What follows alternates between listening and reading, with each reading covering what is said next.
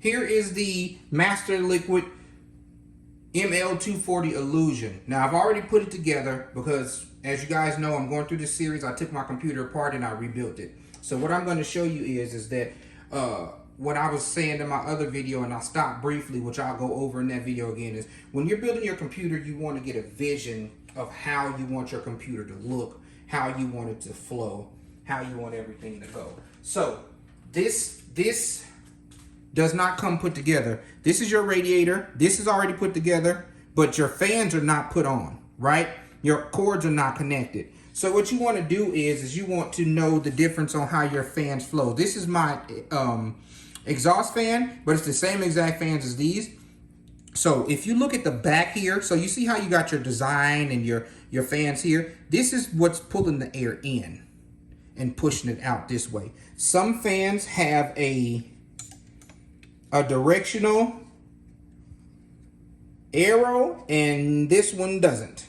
So what I like about this fan is you get your halo color here and you get your halo color here, so you can do two different colors. So this can be blue here and this can be red. So anyways, before we get too distracted away from this, what you want to do is you want to visualize how you want your air to flow in your case. So this is always, most 9 times out of 10, probably 10 out of 10, this is going to be the back of your fan, and the air is going to be coming in this direction. So if I turn it this way, it's going to be pulling air in this way, pushing it out that way. Okay? So if you want this to be on the front of your case and pulling air in and going through there you go. If you want it to be on the front of your case and pushing air out, which I would highly not advise you do that, then you put it this way. If you want it to be on the top of your case and it's pushing air, it's pulling air through and pushing it out, you put it this way. And if you want it to be at the top of your case and pushing air into your case, then you would put it this way. So like I said, this is my exhaust fan, and what you want to do is get a visualization of how you want your AIO to look. Now, the way I have my AIO is I have it mounted above like this, with this piece connected to my CPU like this.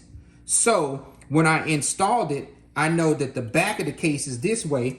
So if you look at how I installed my fans to where the air would be pushing up through the top of the case, and that these cords would be ready for the back of the case so that I can readily and easily push them through.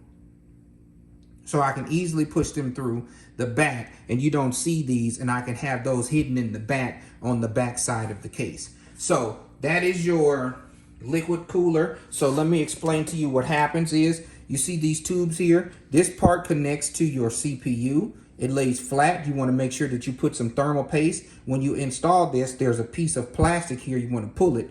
If you don't pull it off, then it's not going to connect to your CPU the way you want it to, and you might get some overheating. So what happens is, and I don't know exactly which one is which, but the cooler liquid comes through the radiator, right?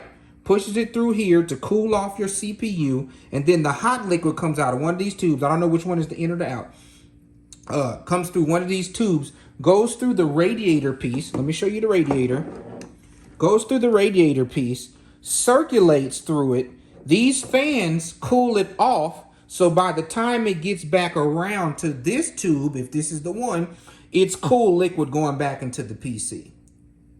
And this is a RGB. This part is colorful here, and this part is colorable here, and you can put it on your 3-pin RGB